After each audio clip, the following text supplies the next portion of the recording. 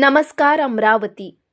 अमरावती शहरात अवैधरित्या LPG gas refilling करणाऱ्या टोळीवर गुन्हे शाखेने मोठी कारवाई करीत धोकादायक प्रकार उघडकीस आणला आहे। नागपुरी गेट पोलीस ठाण्याच्या हद्दीत ही घटना घडली असून लालखडी परिसरातील एका घराच्या शेडमध्ये घरगुती गॅस सिलेंडर मधून ऑटो रिक्षामध्ये गॅस भरला जात होता। 24 मार्च 2026 रोजी गुन्हे शाखेचे पथक गस्त घालत असताना मिळालेल्या गुप्त माहितीनुसार छापा टाकण्यात आला। यावेळी शेख फरीद शेख नजीर हा इलेक्ट्रिक मोटर आणि वजन काट्याच्या साहाय्याने सिलेंडर मधून गॅस रिफिल करताना रंगे हात पकडला गेला। तर त्याच वेळी मोहम्मद सलमान शेख हमीद हा ऑटो रिक्षा घेऊन गॅस भरण्याकरिता त्या ठिकाणी आला होता। ही संपूर्ण प्रक्रिया अत्यंत धोकादायक असून अशा पद्धतीने गॅस भरण्यामुळे मोठा स्फोट होण्याची शक्यता असल्याचेही पोलिसांनी स्पष्ट केले आहे। या कारवाईत पोलिसांनी गॅस सिलेंडर, इलेक्ट्रिक मोटर, वजन काटा आणि एक ऑटो रिक्षा असा ऐकून 2,05,500 रुपयांचा मुद्देमाल जप्त केला आहे।